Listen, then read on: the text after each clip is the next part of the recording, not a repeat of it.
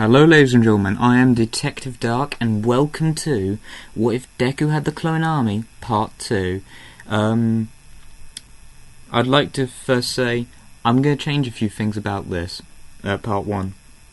First off, they aren't going to be good guys, they're going to be villains. Because I recently went and watched another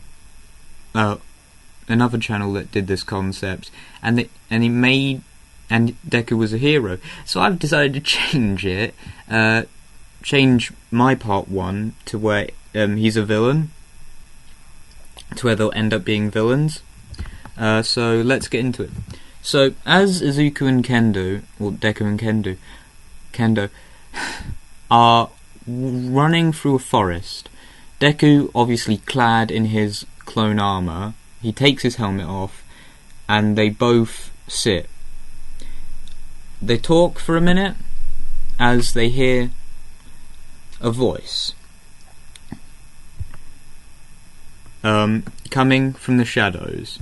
This voice is the voice of none other than All For One. He hands out a hand to Izuku and Kendo and asks if they would like to join him and his League of Villains. Obviously, well, no. They hesitate for a bit.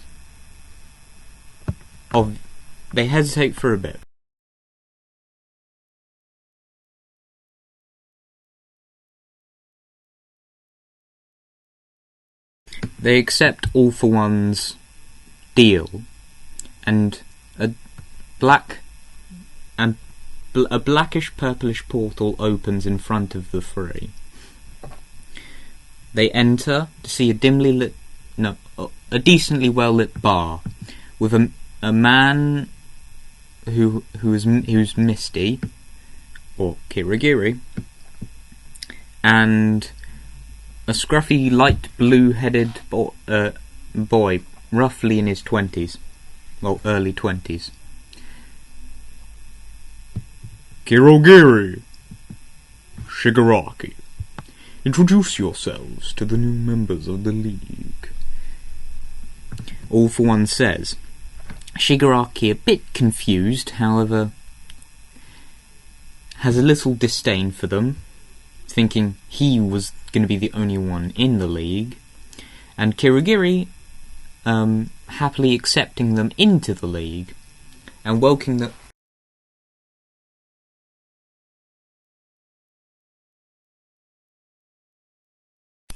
So All For One, not knowing their quirks, looks at a quirk All For One has. It allows him to see other people's quirks, and if they're good for him to basically steal. So he looks at Izuku and marvels at it, but he realizes that he could use Izuku for much greater plans if he keeps the quirk. And so he welcomes them both into the League. All For One has a very cunning plan, and he wants to set up a war. And anyone who's watched Star Wars The Clone Wars will know where I'm going with this. Basically, separatists versus the Japanese government. But that'll be in the future. That'll be dealt in, like, Part 3. I'll probably do that in Part 3. So, he makes this plan. Obviously, it's going to take him a while for the plan to actually work. So, All For One says to the Doctor that he has to embed himself in politics. Well, no, not the Doctor. All For One gets a regen quirk that allows him to regen his face, and he enters politics. He secretly gets Izuku to make more clones, and those clones build a factory, well, not to produce gear, and All For One is now in the Japanese government secretly because All Might doesn't know he's alive. And he tells Shigaraki that the Nomus will basically be used as like a droid army to take over Japan, but it'll be like a civil war. And he agrees with this, and so does Deku and Kendo. And the plus side to all this is that All Might and all the heroes get wiped out. Like the Jedi with Order 66, that all happens. All For One is quite clever, and he knows All Might too well. So he devises the plan, the USJ attack. But he realizes that he can use that to get himself into power, into the Japanese government.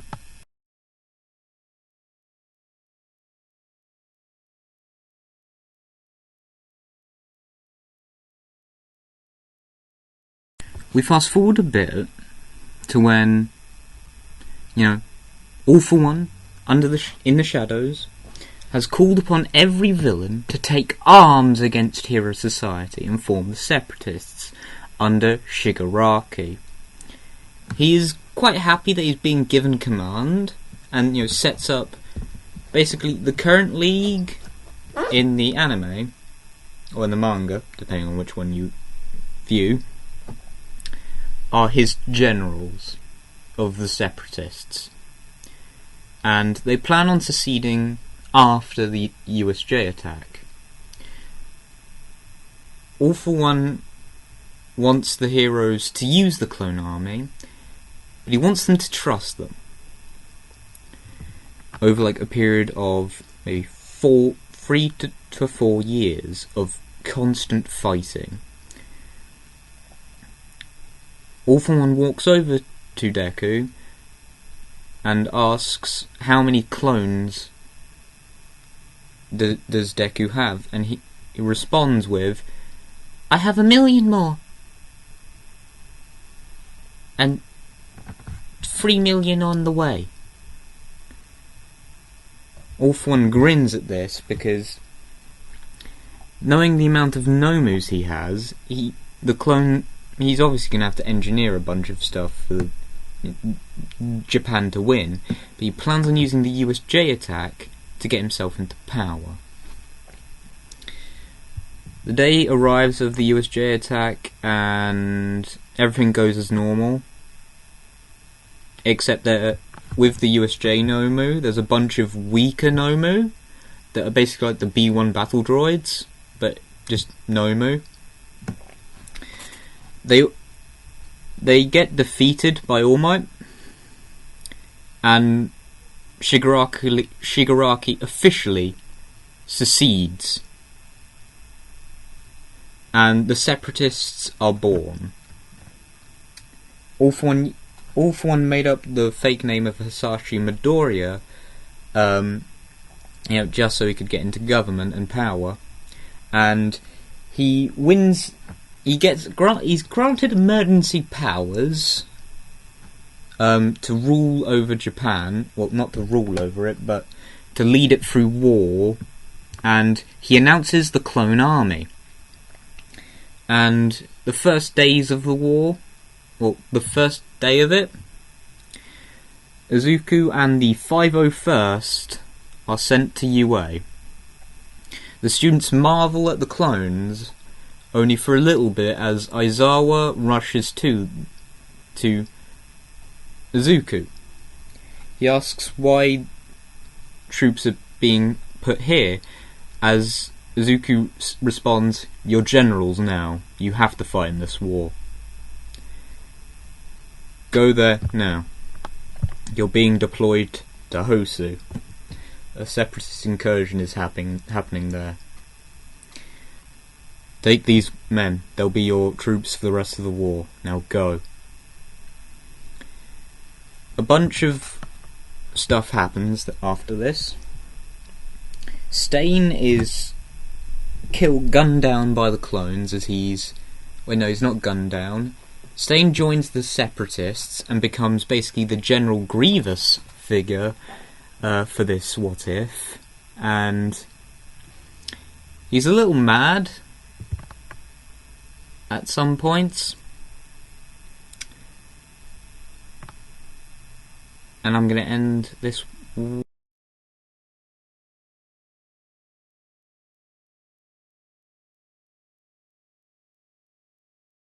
And I'm going to end this what if here. I hoped you all enjoyed it. I certainly enjoyed making it. Sorry part 2 took this long to make. I just had a lot of stuff going on. But yeah, I hope you all guys enjoyed. And I hope you guys are liking where I'm taking this. If any of you have... I'm pretty sure a lot of people who watched the previous What If know what happens in Star Wars. So you can probably guess where I'm going with this. Yeah, I hope you all enjoyed, and see you in the next video, whenever that is.